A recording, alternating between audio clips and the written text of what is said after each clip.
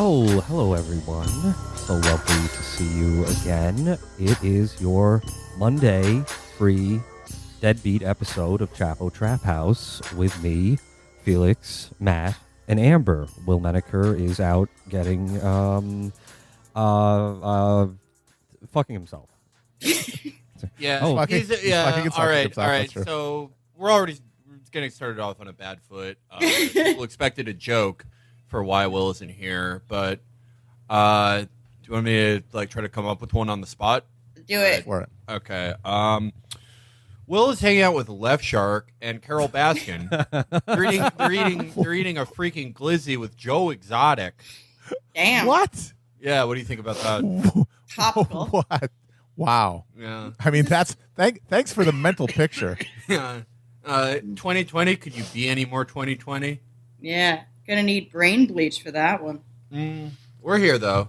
We're we're live with each other, not with you. Who cares? But got a week of news. We have a news buffet.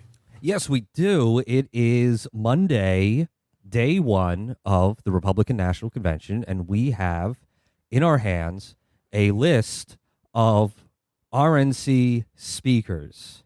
These are the real winners. This is America's best and brightest, here to chart a path to the stars.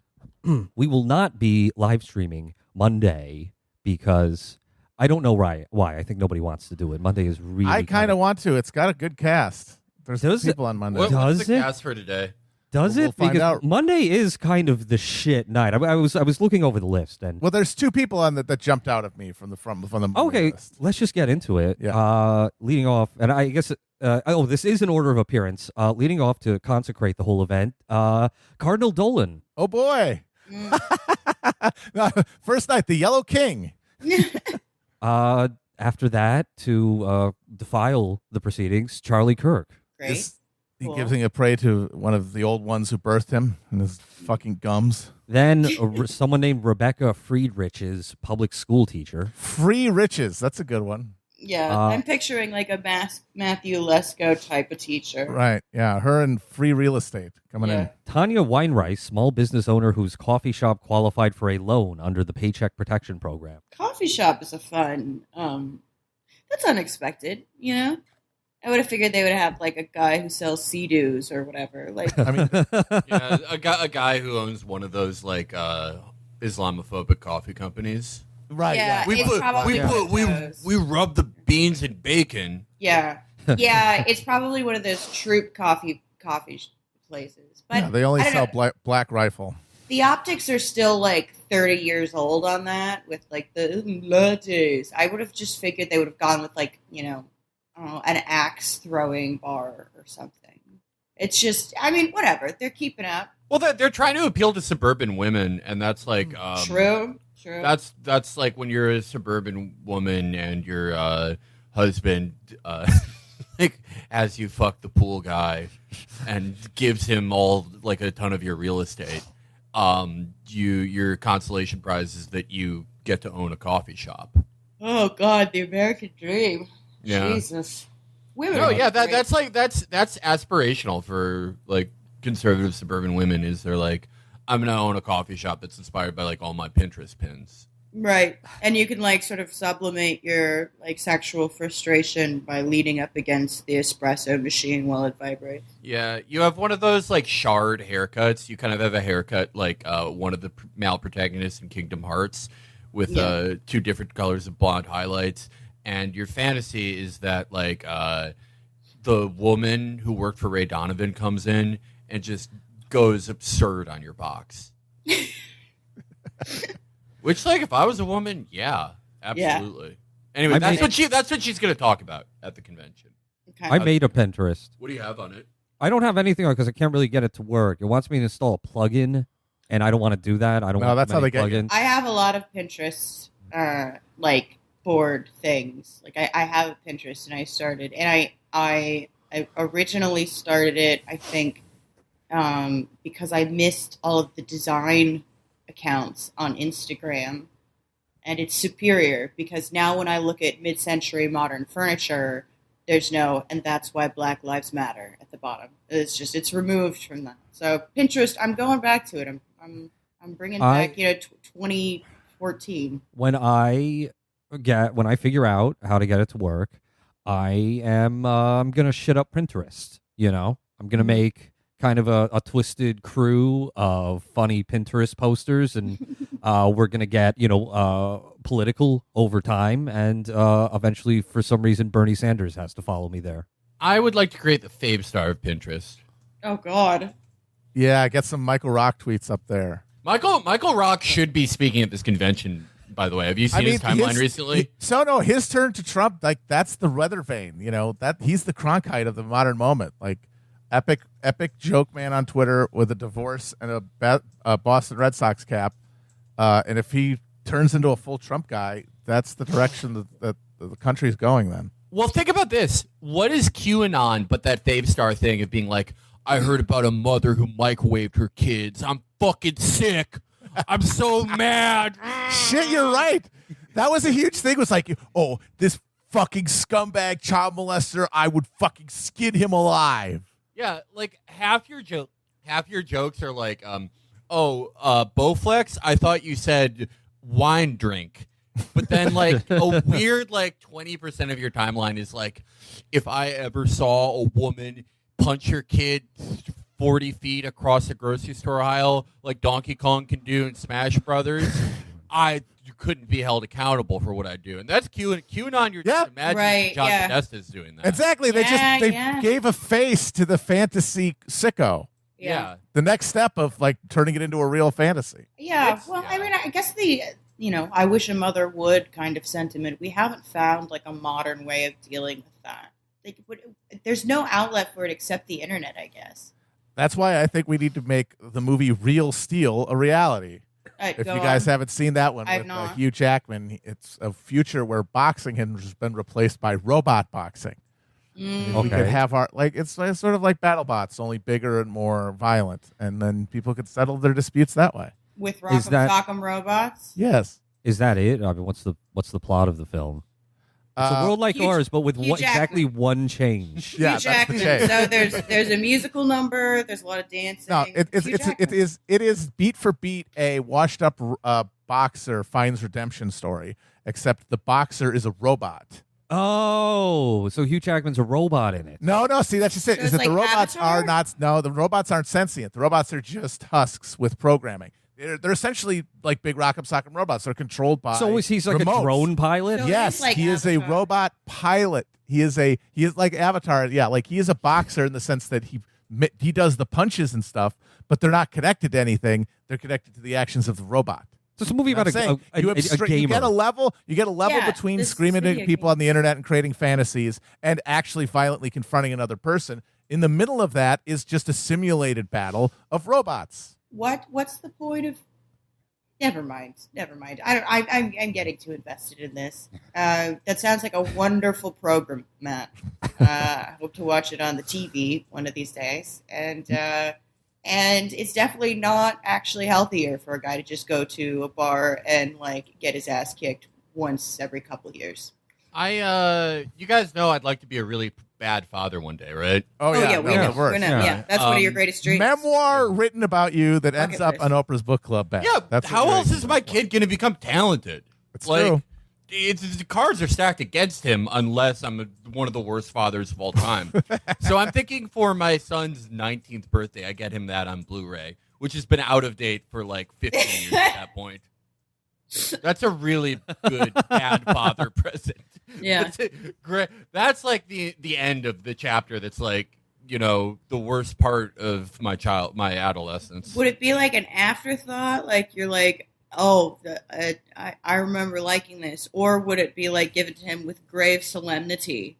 Like you thought about it very seriously? Well, it would be like one of the only times I see him over the course of that year.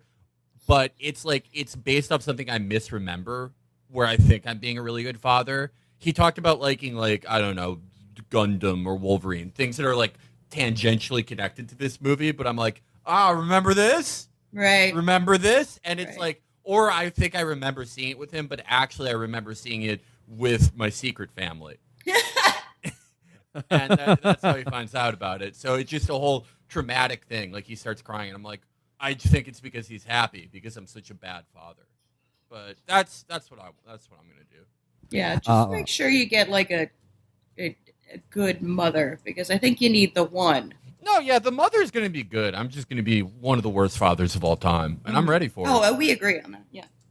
That's on your bucket list. I believe in you. I can't wait. If you're a woman out there who's willing to be a really great, caring mother, but never see the many horrible sides of me, email the show account. Must have driver's license because he's not getting one. Let's be real. Yeah, I am. Wait, I don't. You're not at 30. You're getting a driver's license. Yeah, I am. I will bet money this never happened. No, I'm literally going to do it. I used to have one. It just lapsed. Oh, really? Yeah, no, I did. No, you never had one. You said you've never had one, I thought. No, that was my assumption. I know. I did have one in Minnesota. Do you want me to get my mom on the horn? A little bit.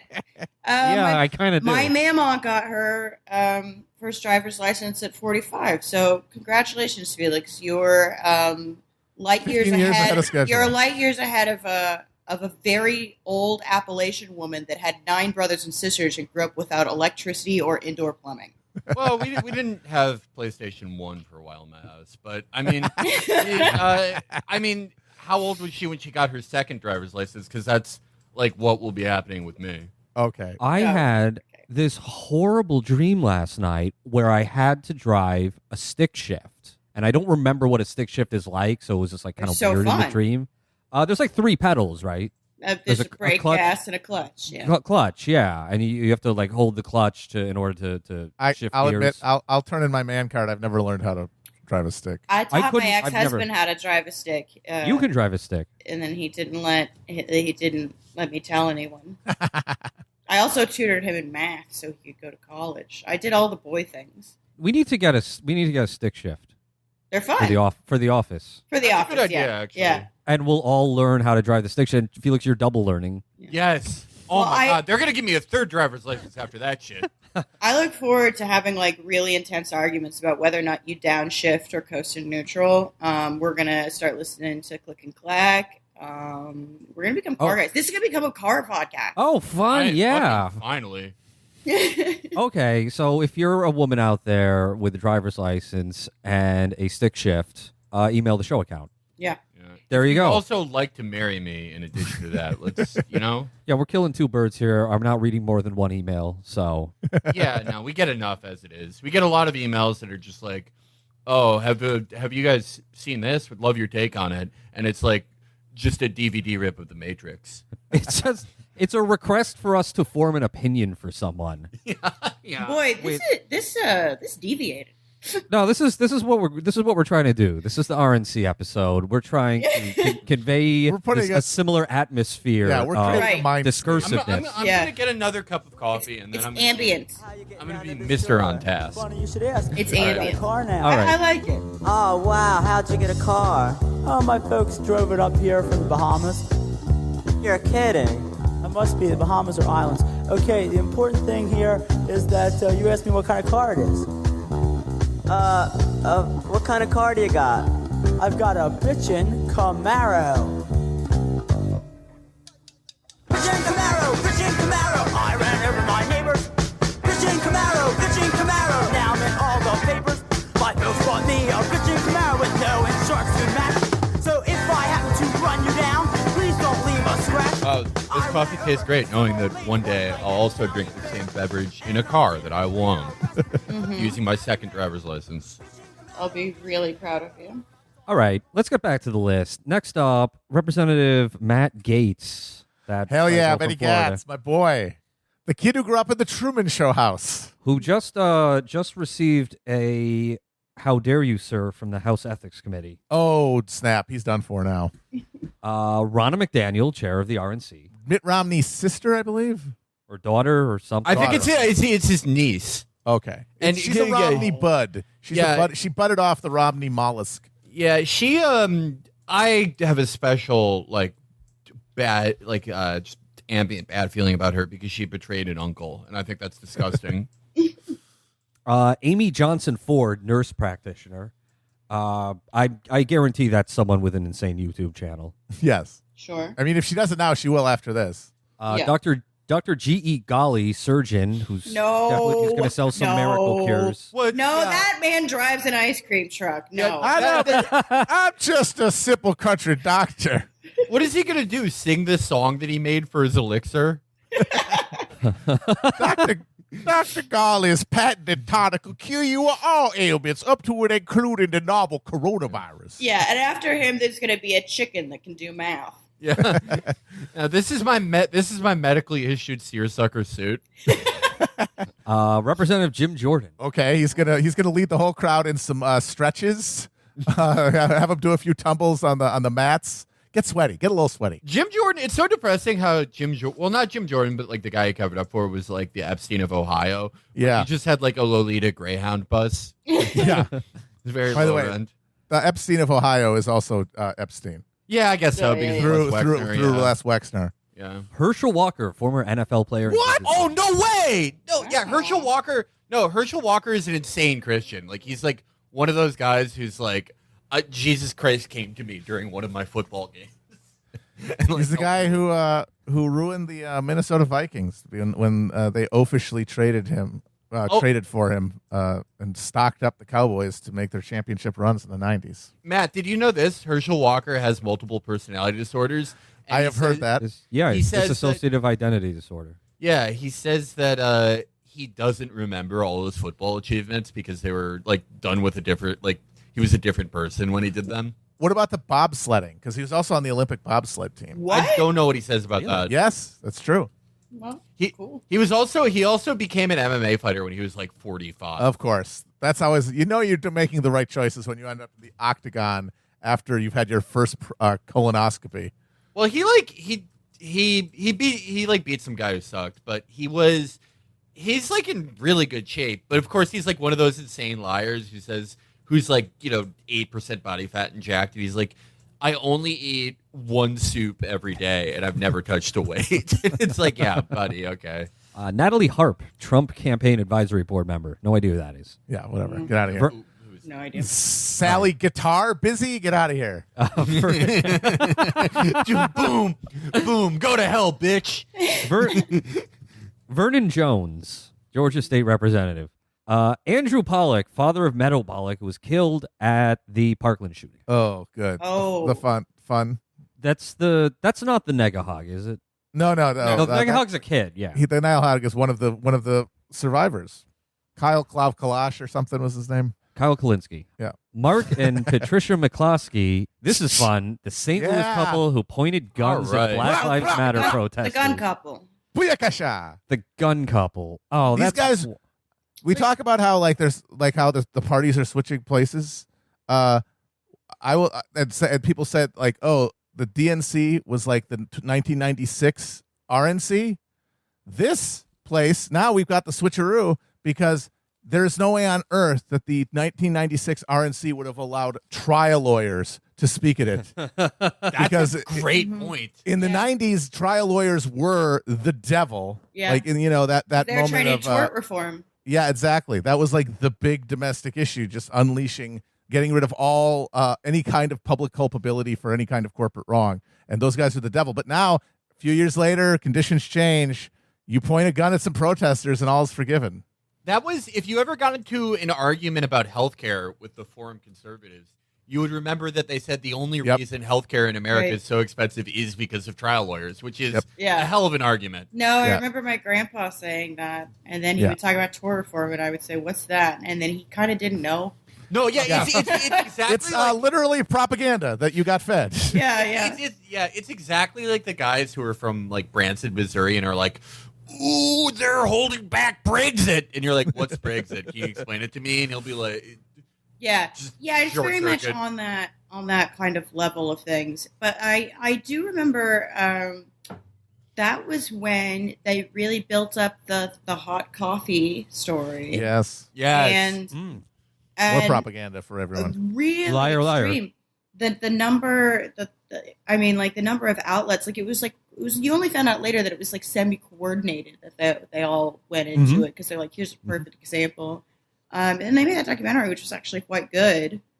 especially like because it explained something as boring as tort reform, and showed very graphic pictures of that older woman's mutilated genitals from burns, which is like, yeah, no, the coffee shouldn't be that hot. Sorry. Yeah, I saw that movie on Rotten.com. It was very cool. It was a Rotten.com movie. Like 80% of it was kind of like, Big Short level explanations of like sort of like legal and corporate proceedings, and there's like, oh yeah, by the way, she was really horribly maimed by this and had to get like skin grafts. I remember that story made it into the movie Liar Liar, in one of those moments where Jim Carrey's secretary is like the voice of common sense and says, you know why people don't like lawyers? A woman sued McDonald's for all this money just because they served her hot coffee. Yeah. And it was a lot of things too, but it was like a lot of around that Jim time Carrey too. needs They to were reckon. trying to,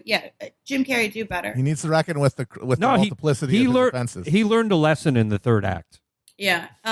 There was I think one of the big ones they found out was like Walmart was being sued for like bad lighting, which sounds dumb, but it was they weren't lighting their parking lots. And the thing is about like not lighting a parking lot well is like that's where people get murdered. They just turn this Walmart just turns on the strobe lights at 6:15 p.m. every night, and just sends everyone into an epileptic seizure. And because a lot of people like live in Walmart parking lots, it's just a lot of people are getting murdered in them.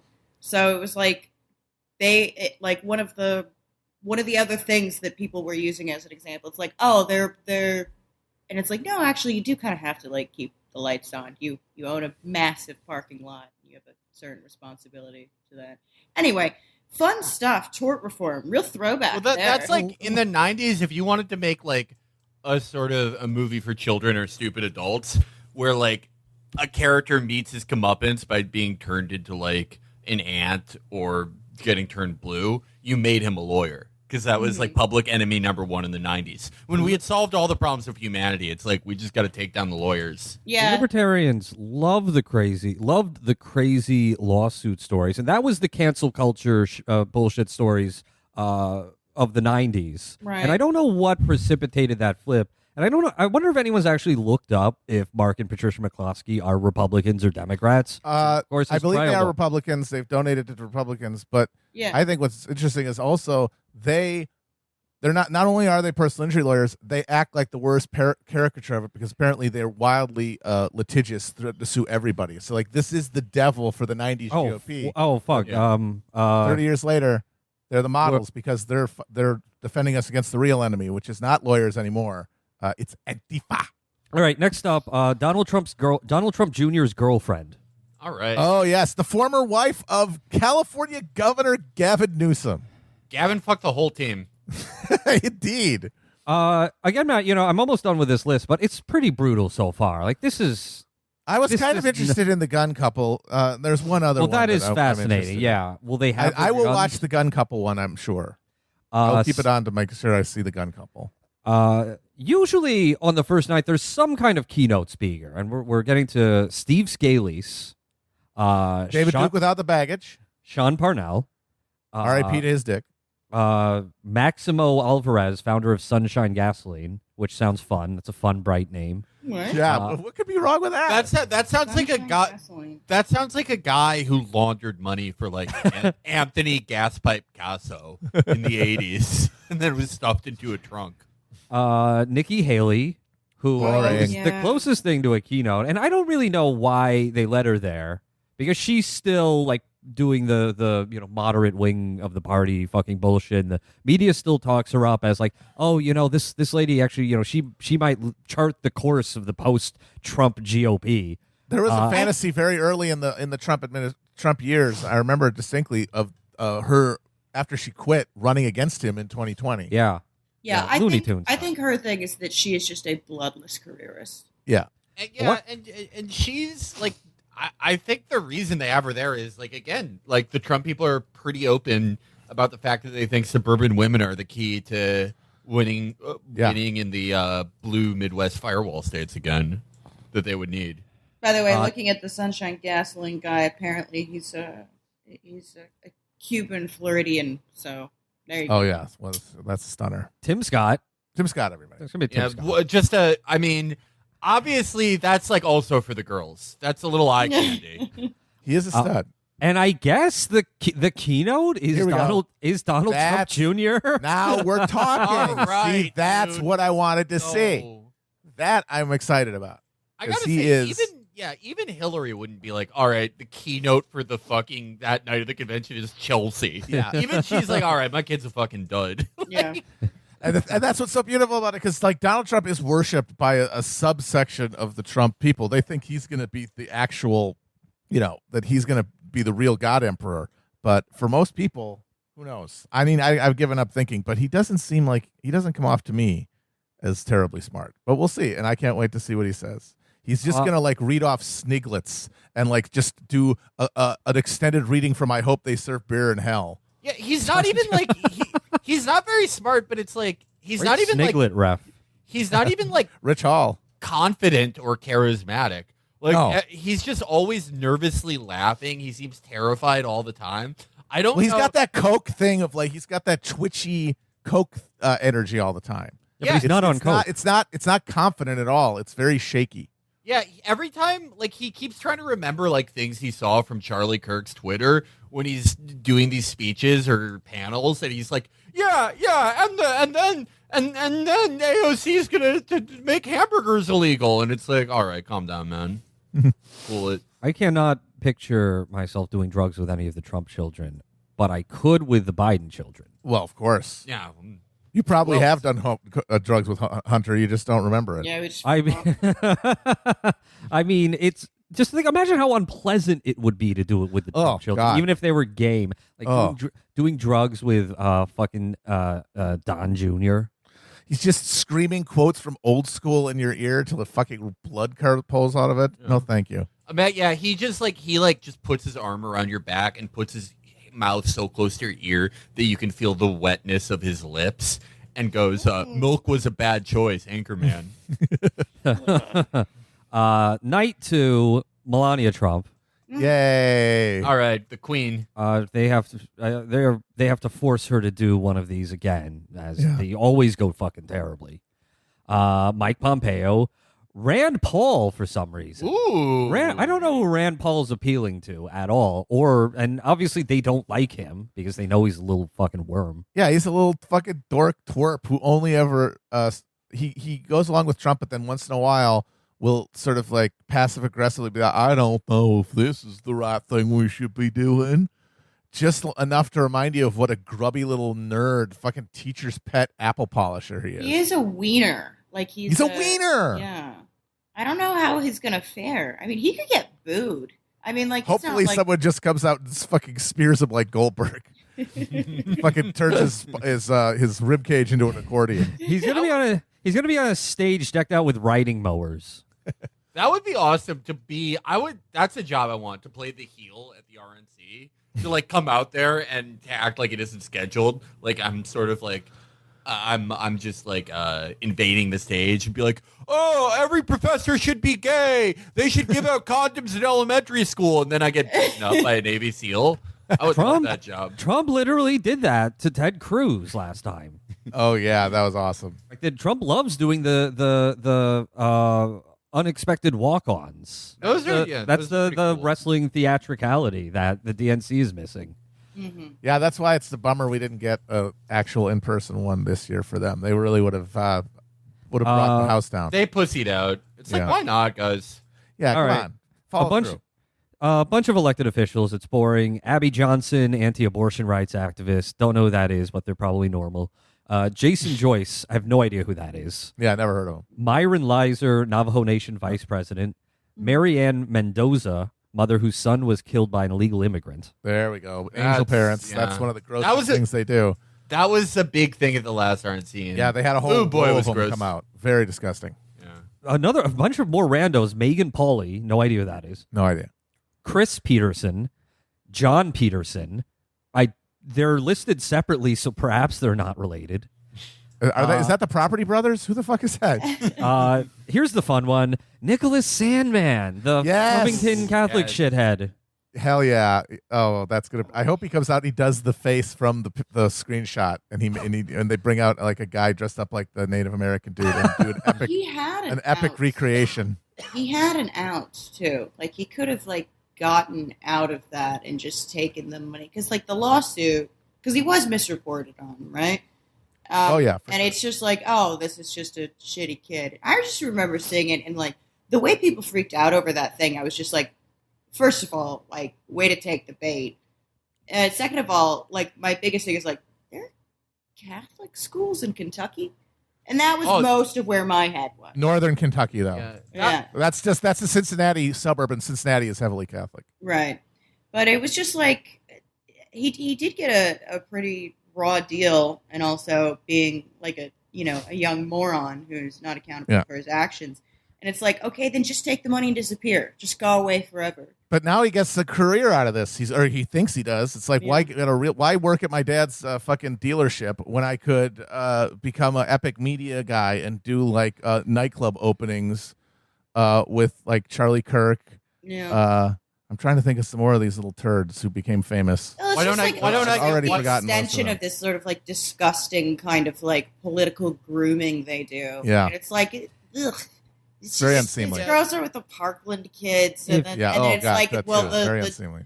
it's all gross. No one do it. No one, no kids. No kids. If Nicholas Sandman No kids, makes a yes. career out like, of there should be a limit on when you can like appear at a political convention or run for office. Certainly when you should, we Absolutely. could speak on behalf of a party. Yeah. Yeah, absolutely.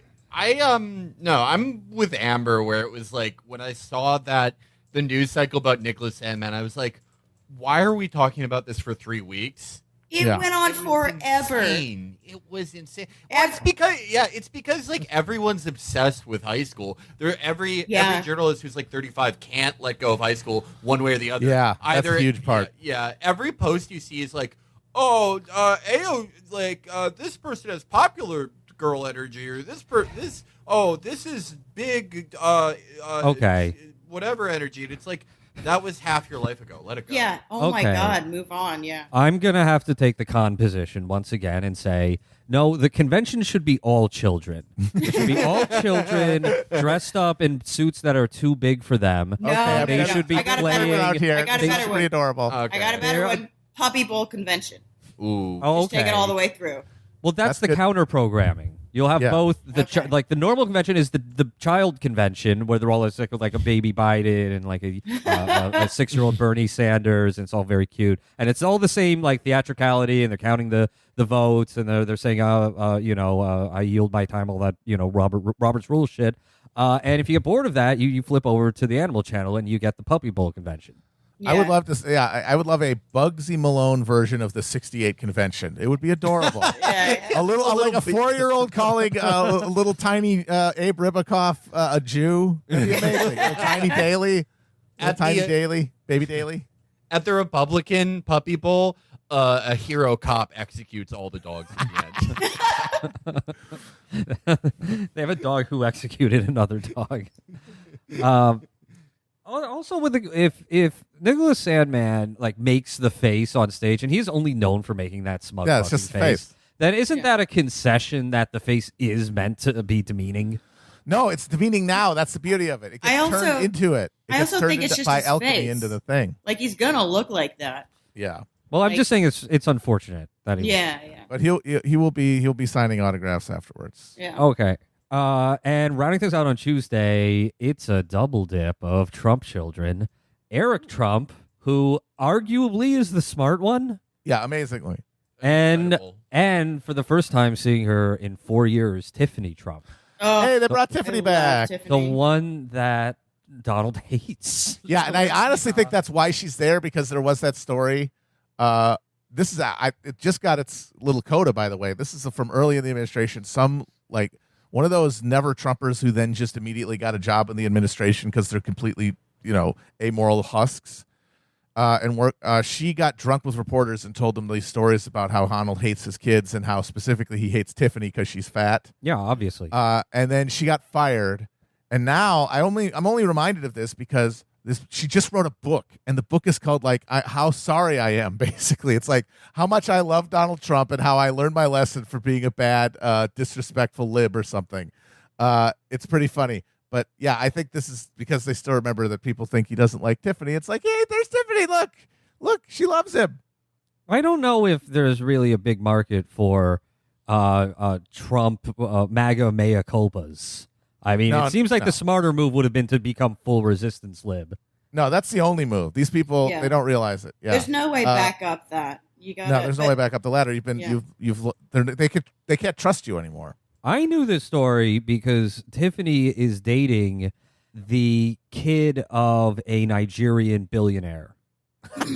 That is awesome. Good for That's Tiffany. pretty pimp. That's pretty cool. Way to Yeah. go. Good for you, Tiff. Where Trump called Nigeria a shithole. Yeah. Well, I'm Um, sure she'll be fine. Yeah, she'll turn. Okay. She's got, she's a woo girl. She's a spring break girl. She'll land on her feet. I found the title. The title of that book, by the way, is "Off the Record: My Dream Job at the White House, How I Lost It, and What I Learned." That sounds like a tale of personal growth. Yeah. That sounds like. Did she write it on a chalkboard 1,000 times? Jesus Christ! I wore a dunce cap for the year afterwards. Night 3, I guess this is in reverse order now. Leads off with Lara Trump, Eric Trump's wife. That's also why Eric's a smart one. He still has a wife. Yeah, he kept that together. He's like, Eric can be a baseline human being, not a great or talented human being, but he can function in a way that Don Jr. cannot. Yes. Including in keeping your wife. Burgess Owens, another former NFL player. Him I have not heard of. I don't know who that is. He was a GOP congressional nominee. He was in Pennsylvania? No, I'm thinking of Lynn Swan. I don't know. Michael McHale, National Association of Police Organizations president. Oh, that's going to be a barn burner. And a cross I do burner. wish that it was the National Organization of Police Organizations, because that sounds like it was organically named by the cops. Yeah, They picked the name. They picked their own name. They're really proud of themselves. The National Organization of Particular Individuals Engaged in Police Organization Operations. We are a kinetically organized, synthesized information bureau. Here's a fun one. Ryan Holitz, police officer known for adopting opioid-addicted baby. Oh, yeah, the guy who stole a baby. He was in the last one. Are they doing the crack baby thing? Are they bringing that back? Ironically, the CIA gave the baby opioids to begin with. I mean, we are like, I think as Brandy said, like it's just like the 80s but worse. Like the 80s as president, and like so as a result, we should be allowed to have Quaaludes. Is the main argument. Yes, but if we're living in the 80s again, let's bring back 80s drugs. But the whole like the fact that they're doing an update version of crack babies makes sense, and I'm surprised that it didn't happen earlier. Actually. You know who we have instead of fucking Oliver North now? This is really going to depress you. Pete Buttigieg. Oh, Christ. Yeah, that sucks, right, man? Not good. Yeah. It's not fun. Oh, does that mean Chasen is Fawn Hall? He's no fawn. Just deleting No emails fawn. all day long. Fawn had star quality. Absolutely. Clarence Henderson, civil rights activist. I'm not sure whose civil rights. Fathers. Maybe one of those. I was going to say one of those guys that like sues bars that have ladies' nights. Yeah. Oh, the guy who just killed that judge's husband. Roy Den Hollander, former Opie and Anthony guest. Yes. Well, Opie and Anthony actually had him on to yell at him. It was a very interesting segment. Scott Dane. They're lucky they didn't put them on the list. Yeah. Scott Dane, executive director, Associated Contract Loggers and Truckers of Minnesota. We love our truckers, folks. Madison Cawthorn. Our old friend Madison yeah. Cawthorn. They're still having him on, apparently. Even after the Me Too shit and the lies. Well, I mean, obviously they don't care about it, but No. Yeah. I'll be interested to see like if he brings his like, because first of all, like he already has rape face, so I mean, obviously you can't tell by someone's physiognomy whether or not they are more inclined to sexual assault, but I'm just saying there are patterns. There are definitely some people speaking at this convention who would disagree with that. This one I'm not sure about. Sister Dee Dee Byrne, surgeon and military veteran, and nun, I guess? Or is she just someone's sister? Maybe it's Mr. Burns' sister.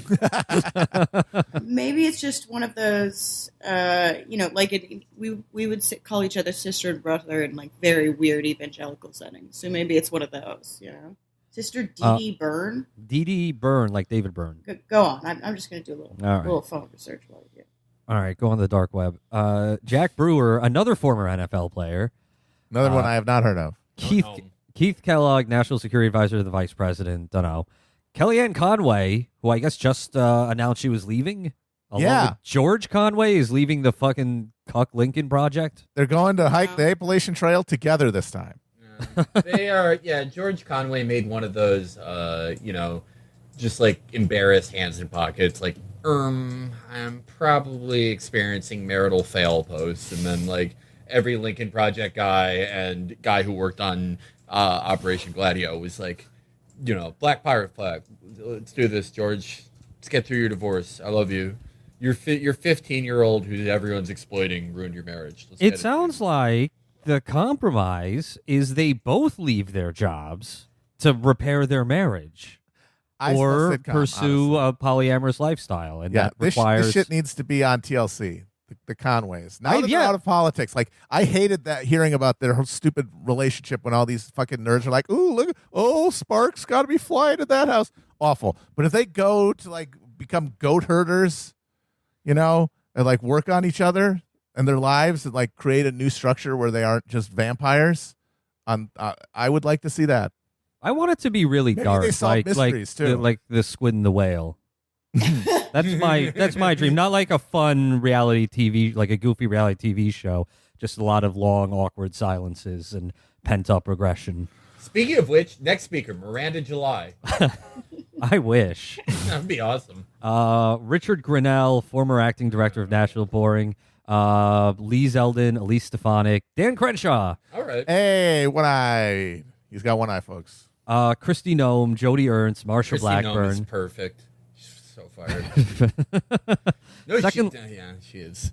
Second Lady Karen Pence, mother, and of course Vice President Mike Pence. By the way, you said that they're all Pence is speaking, and so is his national security advisor. That's got to be the least consequential job in government. Your job is to go see the vice president every day and go, well, here's the security assessment.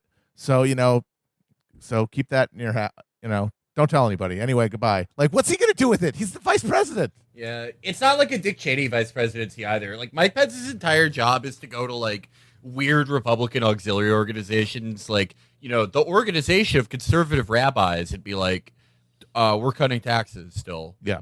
Like, he's not like Cheney was just, like, running different gladios and killing people, and Pence is just, like, sending postcards to James Woods. Yeah, I know. It's pretty bad. Yeah. All right, Thursday, the big night. Dana White, UFC. Yeah, hell yes, again, back for more after 2016. Carl and Marcia Mueller, parents of an aid worker killed by ISIS. Okay. Caleb Mueller, yeah. Very tragic story. Wade Mayfield, no idea. Alice Johnson, ex-inmate pardoned by Trump. Rudy Giuliani. Oh, okay. Yeah. Oh, boy, yeah. Is he going to do the America thing again? That was great. Having him scream like that just in a room to the Zoom camera is going to have a whole other level. I can't wait. Debbie Flood, who did some recent flooding in Iowa. Yeah, this is another nepotism thing. She's the daughter of the Flood from Halo. In my head, she has the Teacot name, and it's spelled F-L-U-D-D. Yeah. Hello. My name is Elvira Flood. Here's your blood and soil. Ann Dorn, widow of a former police officer killed in St. Louis. Okay. All right. Jaron Smith, White House assistant. Ivanka. What? They're just pulling guys out of the mailroom now. Yeah, they are. Yeah, shallow bench. My God. Ivanka Trump. All right. White House senior advisor. Though interestingly, not her husband. Does not appear on this list. Why would you want to keep that light under a bushel? He could come out there and talk about his Mideast peace plan and how good it's going. And also the COVID response. Also how good that's going. Jeff Van Drew, Kevin McCarthy, who will probably not be House Minority Leader next year. Tom Cotton, Mitch McConnell, Ben Carson, of course, and then the big boy, President Trump. Our big wet boy. Let's get it. There's a couple other names here. Franklin Graham, evangelical leader. Matt, you said you had something about Franklin Graham. Franklin Graham, that's the son of I was saying Jerry Falwell Jr. Well, it's the same guy. Speaking. You're right. He will not be speaking, and I think part of that might be because it was just. I love stories like this because they're reassuring. Because you hear a thing and you're like, oh, well, that's probably this, and then when you find out, yeah, that's what it was. It's like, yeah, the world still makes sense. So remember, we've talked since the first revelations about how the Falwells had this weird relationship with first a pool boy in Florida who they bought a hostel for, and then their personal trainer at the university that they basically gifted a gym to. And everyone just said, oh, Jerry's a hot wife guy. He likes to have hot young studs plow his wife while he watches and gets off on it. And we all made jokes, and then, the yacht thing happened, and he had to step down. And now it comes out, the pool boy that from the original story says that, he had sex with Becky while Jerry watched. And I get to feel like I can still make sense of the world when I heard that. And they tried to do a cover-up where Jerry's like, Becky had an affair, but I forgave her. Which is like, that was how they're going to get in front of it.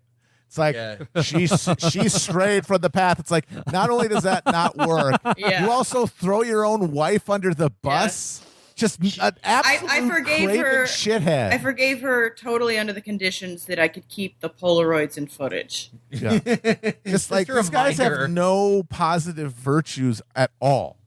It's amazing. They've offloaded it entirely onto like man. the concept of like the religion they hypothetically endorse. It's amazing. It was the strangest part of that story, of the yacht story, was that they claimed they were doing Trailer Park Boys cosplay, which doesn't seem like the sort of show those types would watch. I don't know. It just doesn't. It just doesn't add up. I know. I think it makes perfect sense. I think in their head, it's like think about like the dumb people that watch The Sopranos and think that it's just a show about cool guys having fun with their friends. Like I think like a good working class satire like Trailer Park Boys, Mac and the boys sort of loving picture of ne'er-do-wells. To them, it's probably just like, look at these poor dum-dums. What a great show about poor dum-dums that we are better than. Like, I mean, Yeah. Sure, yeah, I see that, but I just didn't realize the show had that kind of saturation in the United States. And it's also, like the early seasons, it's like clearly a low-budget thing. You have to, like, kind of be a little dedicated to watch it. Well, the funny thing is that it is. I think you're right that it's not a very, very popular show. It's not something that if you asked an average American, they would recognize. It's the kind of show Brendan would be talking to us about. That's what I'm saying, is that the people who know about Trailer Park Boys, the Americans who know about Trailer Park, are coastal elites. Yeah. Well, they're fancy lads, which just goes to show that these guys literally live those lives. They live the lives of like the coastal, like college educated people. Oh my God! I just figured it out. I don't watch network shows. I watch Canadian streaming shows that are way funnier. I just figured it out. Brendan is the one who told Jerry Falwell about Trailer Park Boys as part of a bigger conversation about Peep Show while he was watching Jerry Falwell's wife get plowed. Right. Well, they were sitting together behind the two-way glass. Jerry Falwell is pretty indie. Like, he's got like a lot of original pressing Captain Beefheart records. People don't know this about Jerry Falwell. He likes him, but he's more of like a Wesley Willis kind of guy. If you're going to go to real, like, Daniel Johnson, maybe, but it's a little twee for him. He's always trying to get you to listen to the Heavenly Wine and Roses mix of Sweet Jane. Yeah. Well, yeah, people actually don't know. That entire family, like Jerry Falwell, he left his ministry for a year to follow Dinosaur Jr. on tour.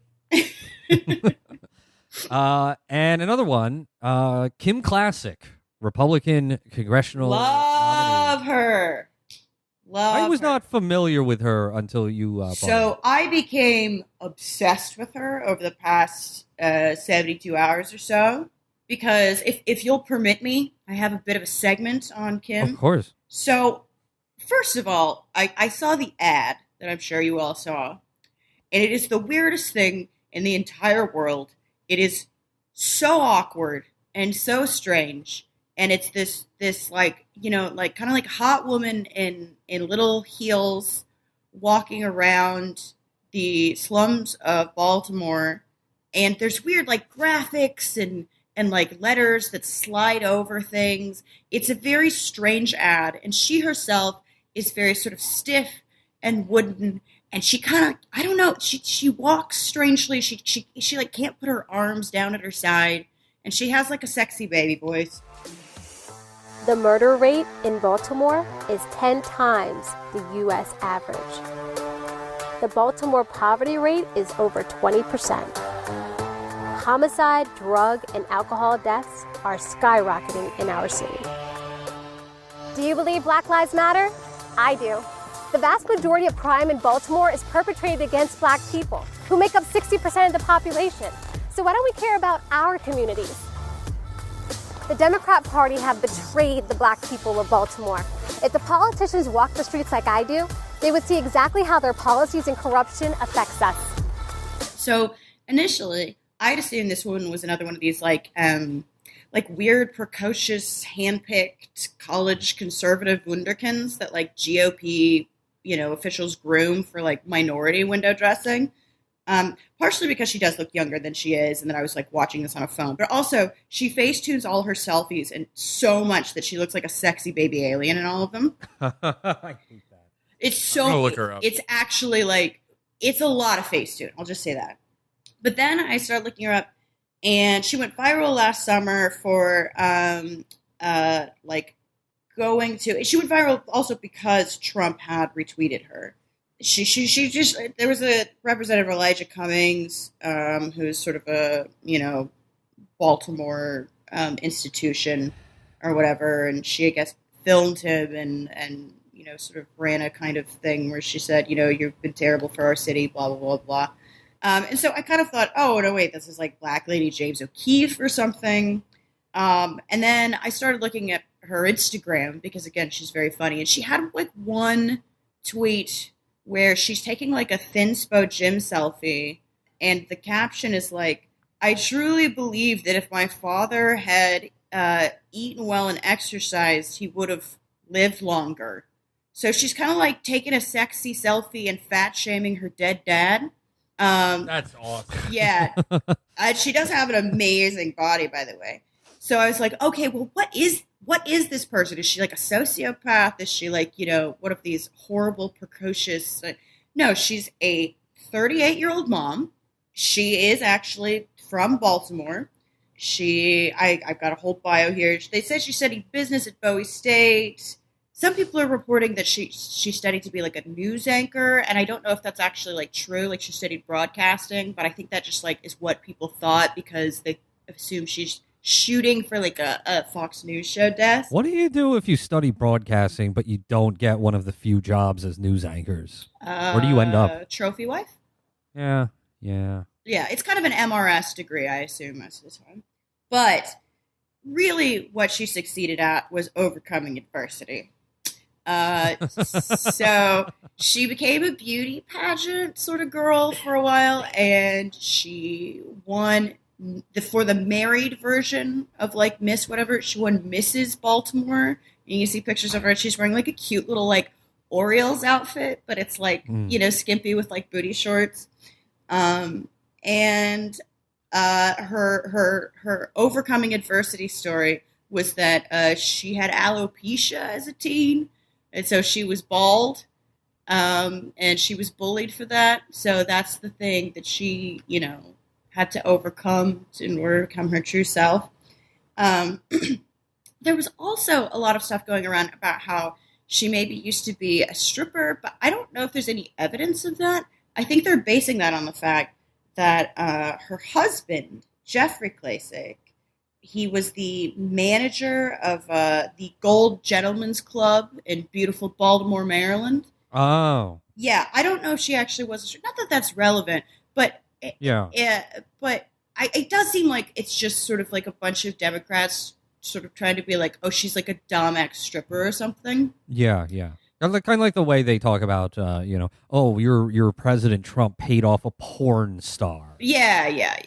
However, I do kind of wish that she had been a stripper, just because I like to imagine, like, the way she walks. Like, how could she possibly be a dancer? Like, the way she moves in that video. At one point, she literally said, if politicians walk the street like I do, and I'm like, bitch, nobody walks like you do. You have a weird gait.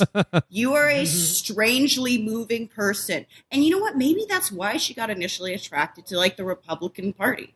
Because, like, she sees how, like, Donald Trump can't stand or walk normally. And she's like, this is a party that represents my concerns, that understands my struggles. The, balding, dyspraxic, exotic dancer. Like, I don't know. It's just, I don't know if the stripper thing is true. I think it was just sort of like a rumor started. Her husband, though, is like a trip. He's like a kind of, he has a bit of dynastic wealth, shall we say. And he managed the I think it's the Gentleman's Gold Club. It's one of these names that, like, is kind of like the Organization of Policemen organization. Like, it doesn't sound right. It was clearly named by a guy who's like, I'm going to someday grow up and open a strip club. And then I get the impression he was a bit of the fail son for a bit, and he joined the family business, really. His father's brother started a very successful accounting firm. They're like Ukrainian Slovak or something. Then he brought in their father, and then their father invited his other son, and then finally, I mean, maybe after the Gold Club wasn't doing well, invited him in. So the firm includes among their clients, by the way, Peter Angelos, the Greek lawyer who represented the state of Maryland to successfully sue tobacco companies, and then had to arbitrate with the state of Maryland because the money that he actually did win, he said he wanted a 25% cut of it, even though it was supposed to go to, like, Medicaid reimbursements for people who were sick from having, like, cigarettes fed into poor neighborhoods. And then it would have been, by the way, like $1.3 billion or something like that. Yeah, he bought the Baltimore Orioles. Yes, he is also the majority owner of the Orioles. Really? Charm City, baby. This is the most Baltimore story in the whole world. Also, apparently his son is kind of a lefty, though. So I want to hear more about that someday.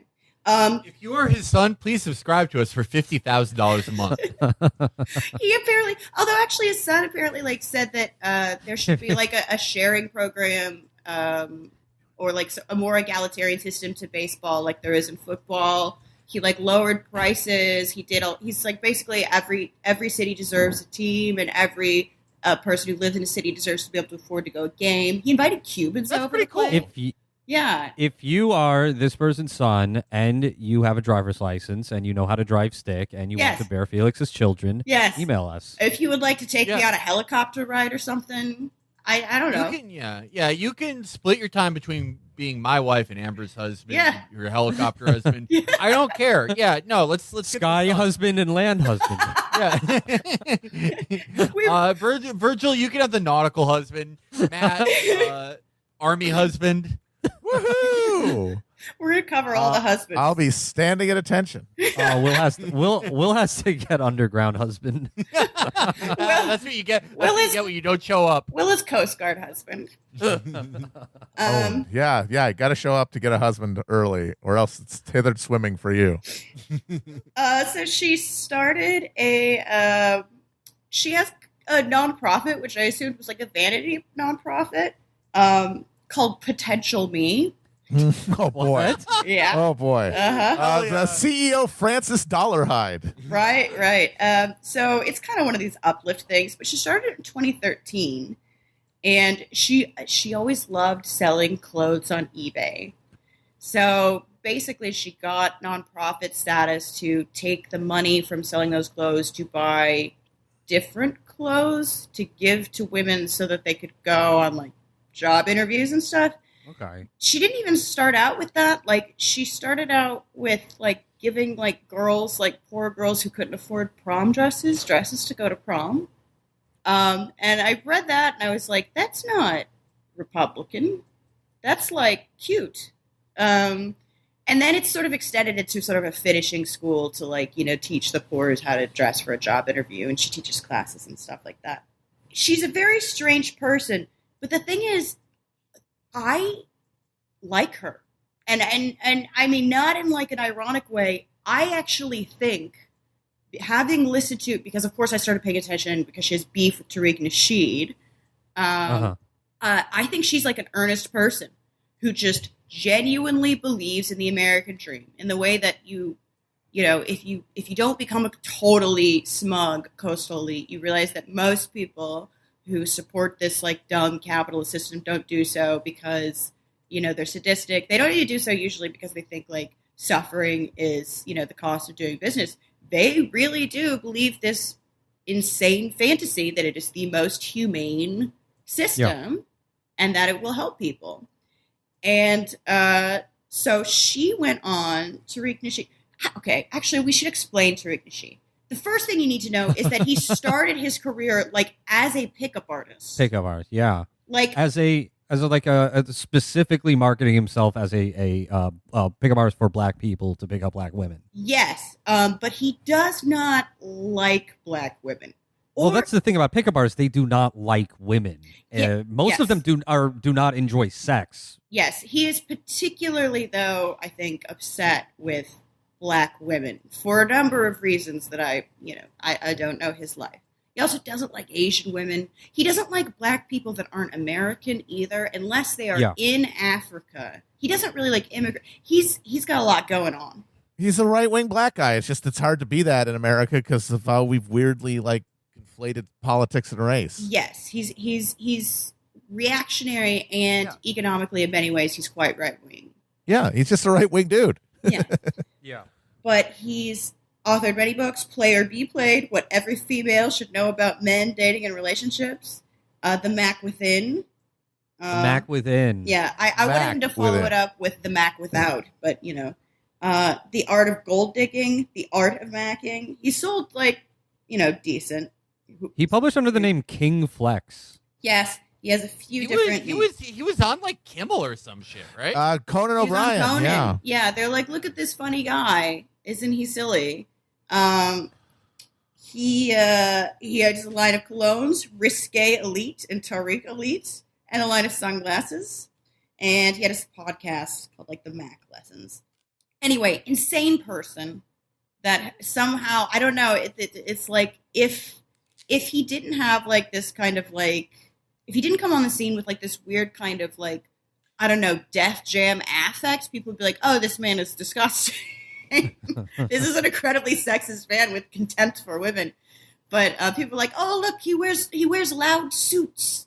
But he's awesome and racist, and he gets really mad about interracial dating and then says he's not. And it's hilarious. So he had her on his show, his radio call-in show in 2015. And the weird thing is, okay, she's totally wrong. Her politics are ridiculous. But she is in some ways smarter than him, and she's way more likable than him. Because, again, I think she is a true believer. She's really sweet. And the reason she goes on is because he posted a picture of her with her husband, who is a large Slovakian hound man. And he's like, oh, I see why you're conservative or whatever. And he, in this interview, which he does with like a very polite affect, but he's calling her like a bedwench. Like he uses that multiple times. He uses that term. Yeah. And he's like calling this woman a bedwench. And she's just like, well, I consider myself socially liberal and economically conservative. She's like, I look at the way she really does believe that Baltimore is shitty because Democrats have run it and spending has run amok. You know, she's not, but she is also like weirdly curious. You know what she kind of has? She kind of has Joe Rogan energy. Oh yeah. Well, because it needs to be a Joe Rogan for women. Yeah, yeah. She's correlating, correct data points, but there's just still Yeah. a lot missing. The causal, she's confused on that. But Isn't Gwyneth Paltrow Joe Rogan for women? I mean, I guess, but she doesn't Too have pushy. like the charisma Yeah. or Well, yeah, but the thing is interestingness. Like, this person sounds very interesting in a way that Gwyneth Paltrow is not. Yeah, I think Gwyneth Paltrow is more the person that is more of a Joe Oprah? Rogan guest. Oprah? Oprah's over. Although Oprah's Yeah, that's closer, true. I She's think. I think she Yeah. was closer, but now she's sort of past the moment of Yeah. her influence. Well, and also Oprah did things that get Joe Rogan called a right winger. She's like, I brought on a Klan person, and she's just like, I just want to talk to him, and that was a time when it was like, That's true. She let's did. see. Back when Yeah. she had the talk show, she in her early career, she platformed Nazis. Yeah, yeah, and people were just like, oh, well, I guess that's a problem. No one was like, you know what, that looks like a good idea. I shall, in fact, become a Nazi. Thank you, Oprah. But anyway, Kim is really weird. She went on Rising, and she was like, I'm a moderate Republican.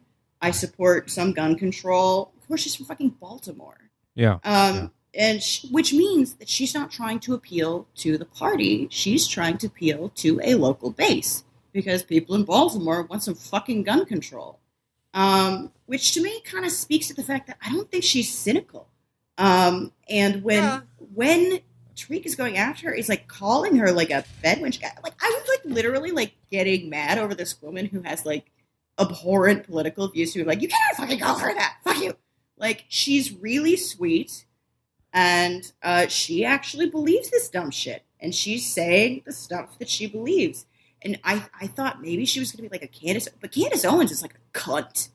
And this girl is genuinely nice. And she just has very bad ideas. And this interview is fascinating, too, because Tariq, for some reason, has cachet as being somehow, because he's very ID poll, as being somehow more left than her. He's giving her shit for being right-wing or reactionary. But it's great, too. Tariq also calls all of the Cosby accusations a cash grab from the white women that he was sleeping with. And at this point, she's like, I don't think all of those women were lying. This was 2015 when, the count was up to, 50 billion women. Yeah. Well, Tariq had this awesome thread about how the Russians helped set up Cosby. Yes! It's yeah. it's fucking, yeah. I think I have the same opinion you have on Classic I have on Tariq, where it's I'm I don't know. I don't know. He's I have fascinating. I have a soft spot for genuine sort of black conservatives where it's yeah, no, I mean, I wish this country wasn't so shitty and you could just if you were a black right winger, that could just be your thing. You could just be weird. It's subsumed by the Republican Party or whatever. It's it's why I kind of I have this soft spot for Farrakhan. I don't know. Yeah. It's but that's my That and you share an anti-Semitism. Of course, yeah. But no, I have this thing where it's it's similar to my view on media where it's no, the net should exist just like Mad TV should exist. There should be something for everybody. Yeah, we're very ecumenical here. Yeah. But yeah, it should be lowered to the level of culture. But he also doesn't seem to care that Bill Cosby also raped black women. He's so weird. He's a bizarre person, but it's as an American thinker, Tariq Nasheed represents more people than fucking Brett Stevens. He should have 100%. He has an organic following. He has an organic following, and one of the reasons he had her on is that a lot of his followers were in this woman's mentions, calling her a bed wench and shit, and it was very nasty because it's a lot of kind of incel black guys. Appears to be a large portion of his followership. It's kind of like the black red pill. This whole deal. Yeah, the black, red, and green pill. Pan-Africanist. That's good. That's good. Yeah. Very good. Yeah, so it's very funny, and at times it gets vaguely dark. She actually is trying to have a conversation, is trying to have a debate, and a few times she says, I don't know, I'll have to research that. Which again is Rogan-esque to the mind of oh, I'm curious. I am actually trying to figure things out. She is not calculated. I don't think she's a fucking hustler. At some point he's you got to get in there and you got to be a spy. You got to hustle these white people. And she's like, I don't have to hustle. I don't want to hustle anybody. And I really believe her. At one point, he says to her, she needs to get the dick out of her mouth and get the blueprints. Ugh. And it's like, Oh, come on. holy shit, dude. What blueprints? She thinks that his idea is that white people all like spend all their time creating plans to, establish white supremacy, which really overestimates white people's planning That's abilities. what Rogue One has to go get them. Yeah. It's interesting that he views the world that way because he's a guy who started out writing books that systematize interpersonal interactions Exactly. and are about, it's about conning people basically. Well, so of course he assumes everyone else is doing that. Yes, and he says, you need to hustle these. She's like, I don't hustle anyone, and she doesn't. And again, that he's got a lot of cognitive dissonance here. After spending all this time calling her like a bedwench and a coon, he ends with, "Oh, don't let your husband call you names," because he thinks they're all doing race play or whatever. Like he thinks like every white guy that is into and I mean, her husband is hilarious, but I don't know. It is hilarious too because this woman is espousing just idiotic, and I think earnestly so. Economic misconceptions, which are nonetheless very common among a lot of sort of economically right-wing people. And Tariq jumps in, he's like, totally agree, cannot abide a bedwench. Like, Tariq, no, that's not what we find objectionable. And that's his whole hobby horse or whatever.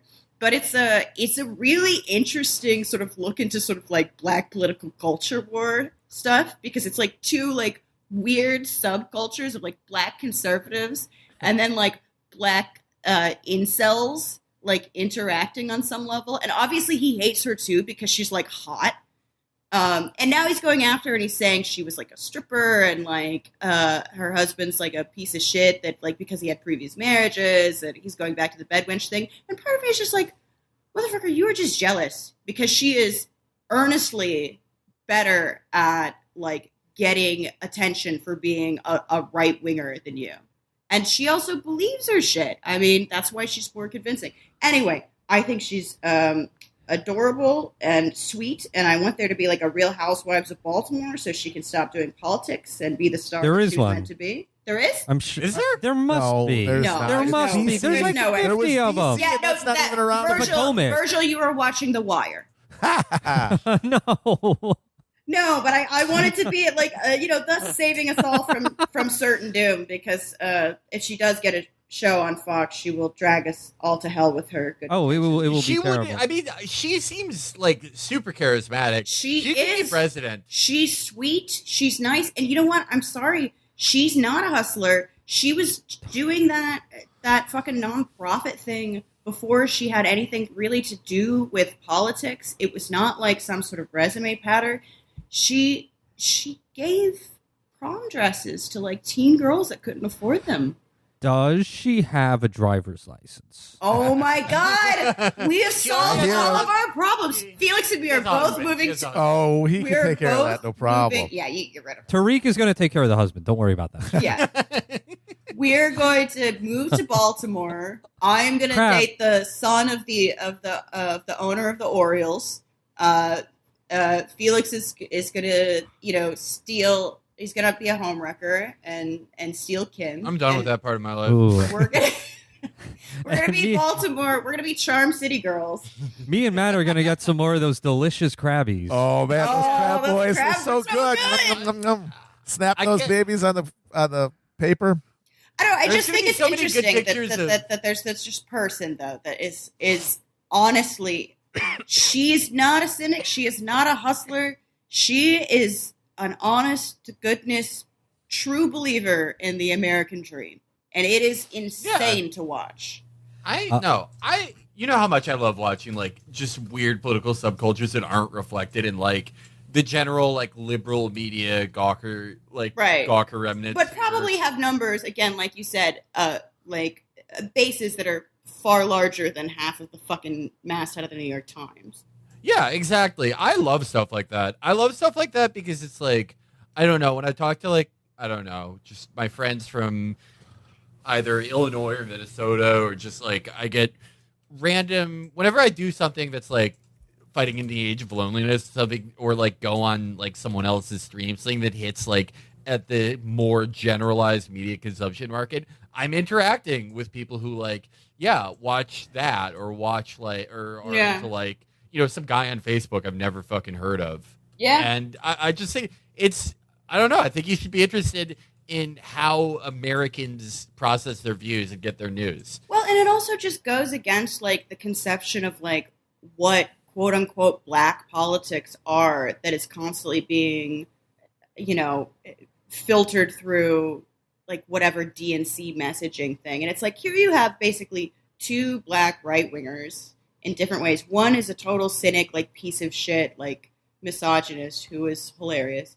And he at one point compares her to over the phone to Sally Hemings, but negatively, saying that Sally Hemings, his implication was that Sally Hemings sold out and surrendered so that she could live in the big house.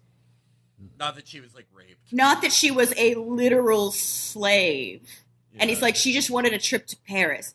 This is an extremely right-wing man. He agrees with her, by the way, about he hates welfare. He doesn't think black people should be on welfare. And here's this again, totally earnest person that just believes that fiscal. She's not socially conservative.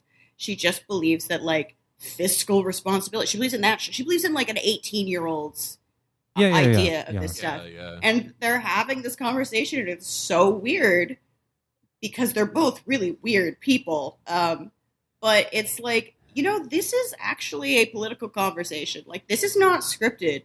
These are, how often do you get an opportunity to hear people actually talk about politics and not in a totally staged way? And especially weird people who do represent these kind of esoteric fringes of political outgrowth. I don't know.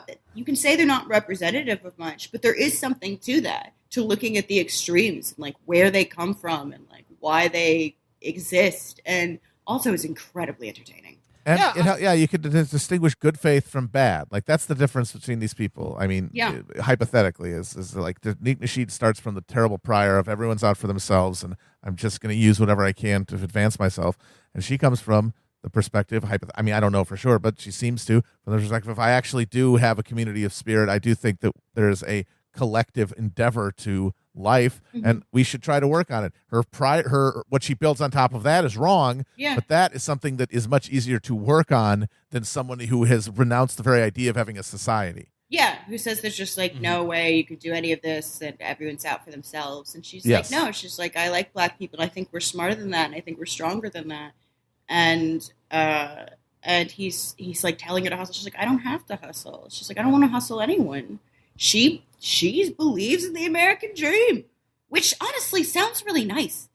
It sounds fun to be that. I would like to. I can't remember how young I was when I still believed in that myth, but it must have been a really better than believing in Santa Claus, to believe that if you work hard, if you whatever, dress nice and learn how to go to job interviews, and you can get a leg up and get ahead, and that's probably why she's so sweet.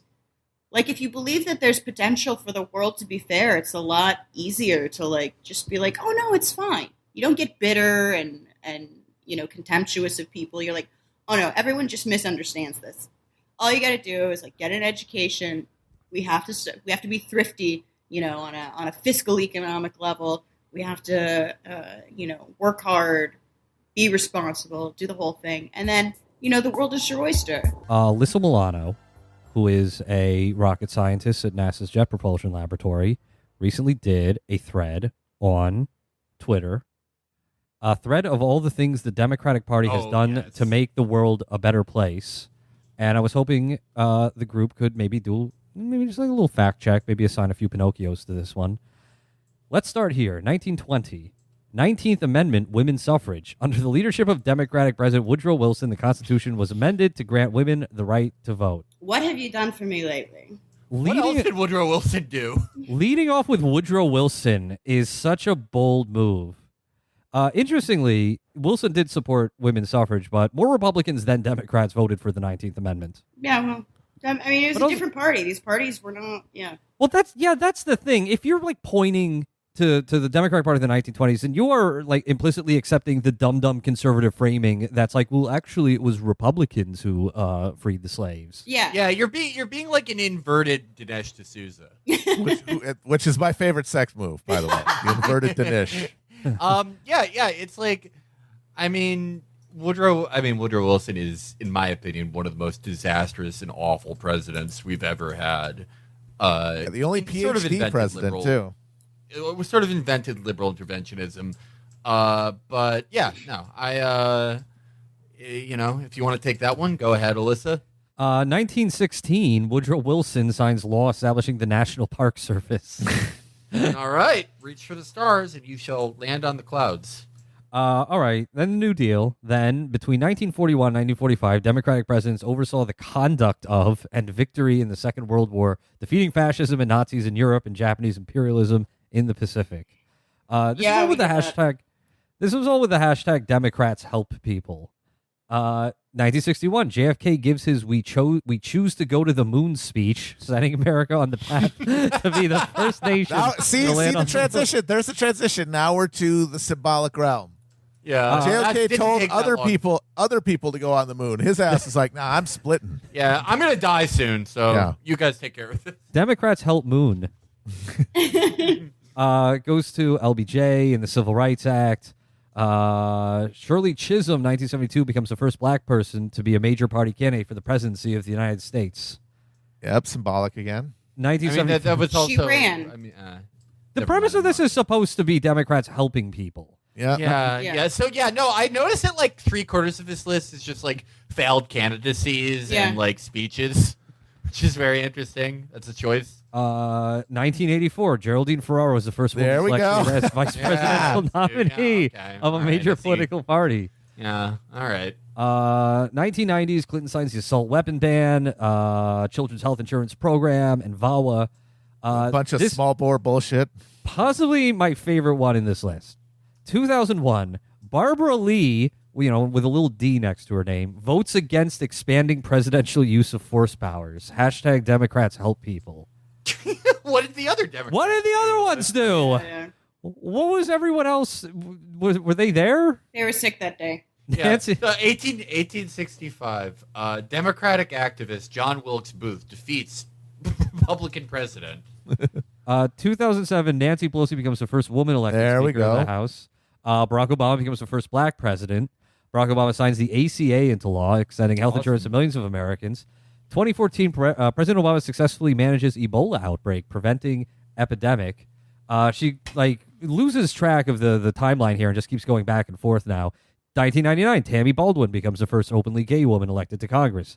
2012, Barney Frank becomes first member of Congress to marry someone of the same sex while in office. That helped a lot of people. Helped so many people. And wear that tasteless shirt, I might add. Ugh, disgusting. So disrespectful. It was very disrespectful, let's be honest. 2017, Danica Rome becomes first trans person elected to a state legislature. Wallach. There you go. Rose McGowan, and anyone bleeding the same Democrats don't help people nonsense. Your lies are going to hurt people less privileged than you. It looks like the people that they help are specific women and minorities who then get to be in high positions in the party. They get helped. Thousands of people are dying a day, but you go on with your hyperbolic attention-seeking tweets. Signed Amir. Democrat, don't sign your tweets, Alyssa. Hashtag Democrats help people. This is a list that people are supposed to take to their moron Facebook cousins and say, well, actually, have you heard of a little thing called the National Park Service? Heard a thing called the Moon? Democrats help people. This is the ammunition that you're going to take to the fight.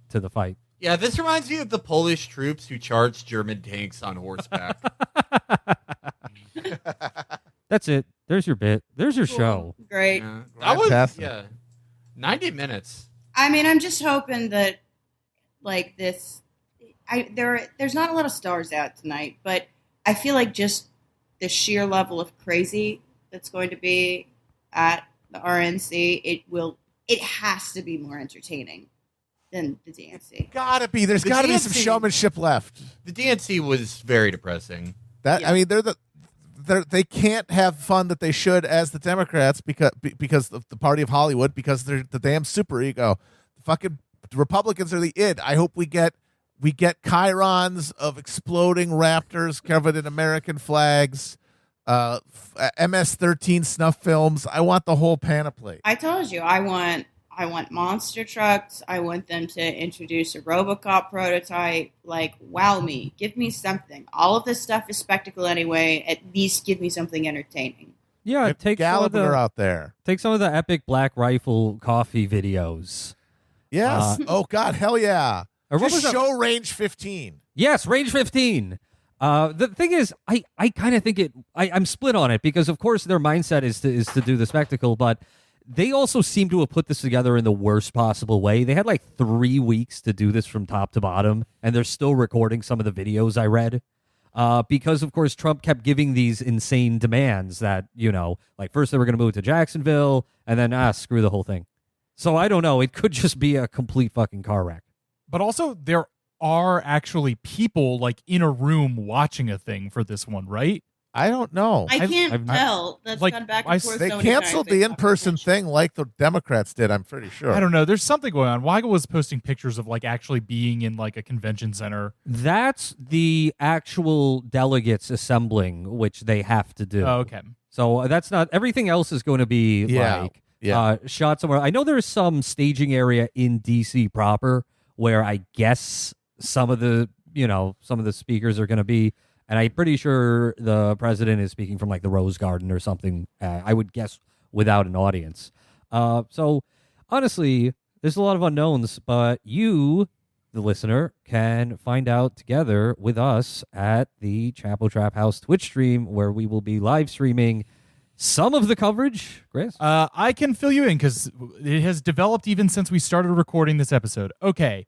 We're going to do, I think, a little every night. By the time this episode comes out, the Monday night will already be done, but I think Alex, Loan Option, and at least Matt are going to hop on Twitch tonight and do a little coverage of Don Jr. and the gun couple and that. So that's Monday night. I might pop in tonight. Great. Tomorrow, Tuesday, we will start our coverage officially, starting at 9, probably around 8:30 at twitch.tv/Chapo Trap House. That'll just be the Chapo Gang live stream like we were doing last week. Wednesday night, team with mystery guests.